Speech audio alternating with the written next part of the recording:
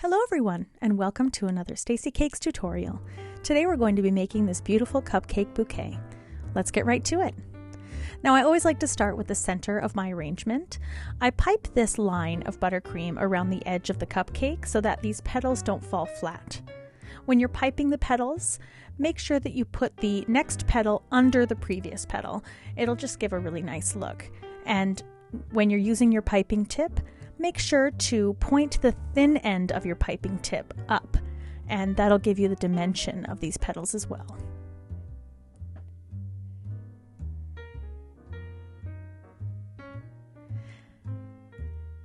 Now what you will notice is I've put on the bottom right hand of the screen what this actually is in real time. I have sped up the process a little bit, that way it's not too long of a video, but these cupcakes actually take a really long time to pipe, so make sure you're pricing accordingly if you're going to be selling them. These are hydrangeas, super easy to make.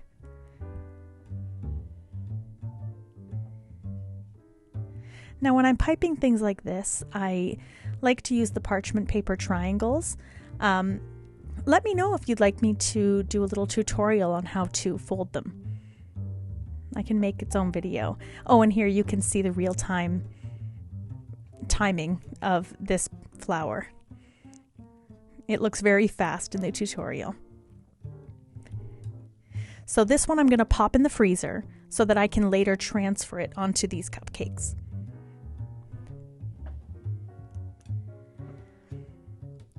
And these ones will have some roses on them. If you want to see a video that goes more in depth with piping roses, I'll put a link up for another tutorial that I have. I do an entire bouquet that's mostly roses, so you get to see it a lot, and I give you all sorts of tips and tricks. Speaking of my other videos, if there's anything you want to learn, please do leave it in the comments, because I'm always looking for ideas for tutorials, and I want to teach you guys everything I know. And also, if you wouldn't mind to give this video a little like, it really does help, and it gets the word out and other people can see it.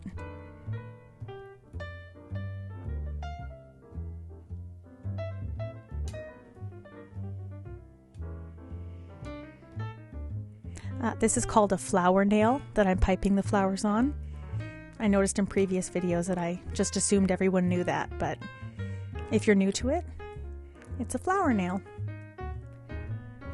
Also, let me know if you'd like me to do a beginner tutorial, because these are actually quite advanced.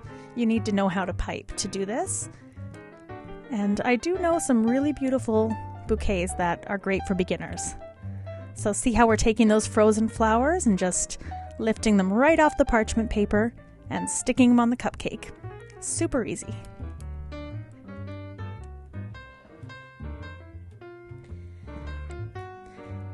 And also this two-toned buttercream, where it's white in the middle and a color around the edge of these Russian piping tips, I show at the end of the video how to do that.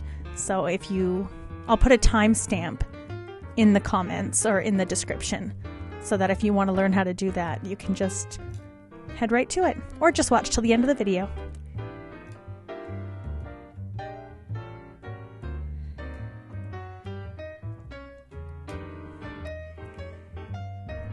So now I'm just putting leaves all over. I've noticed in some previous videos that I have a lot of new subscribers. I would love to know where everybody's from. I'm from Canada myself. I live in the Niagara region, and I love it here. And I'd love to know where you're from. Throw it in the comments.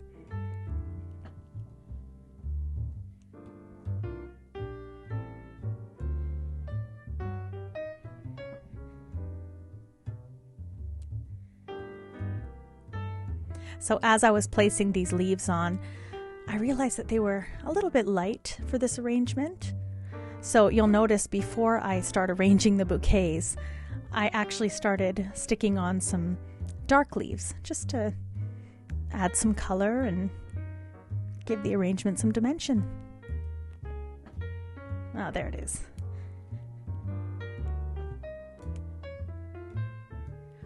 And you'll notice my cupcakes are still room temperature. The icing is still very pliable, and you're able to stick the cupcakes together so that they really mold together. And that's going to come in really handy because we're going to put this in the freezer and let all of that icing solidify. And that'll make it really easy for not only transferring it to our packaging, but for packaging itself. You'll find it's a lot cleaner to package frozen cupcakes than room temperature.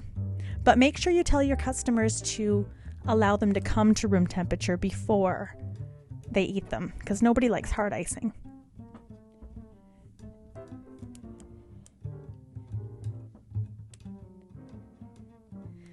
So now I'm just adding on some little green dots everywhere.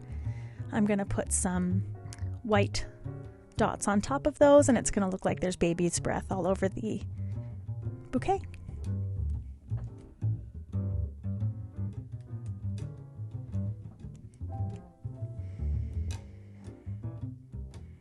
It's my favorite part. Just brings it all together.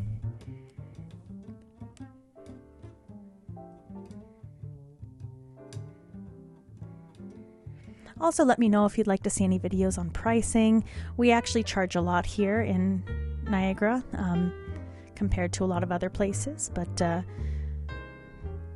could definitely do a little tutorial on how to properly cost out your products.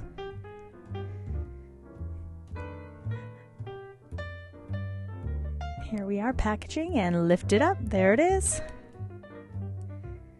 So I just use acetate and just tissue paper, the same tissue paper that you would, put in a gift bag.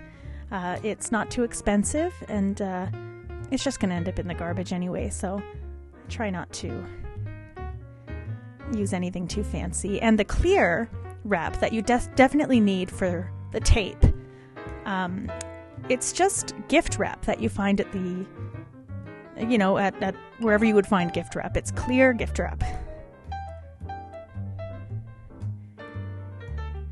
Being cost effective is definitely the name of the game. And there we are, our finished bouquet. It is on an 8-inch board, and this is an 8-inch by 8-inch by 5-inch box. Off to a happy customer. There it is.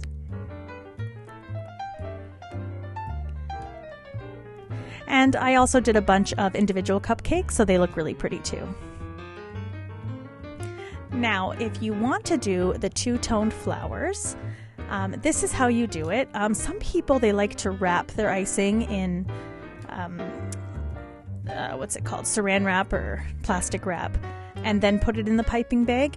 I always have trouble with that.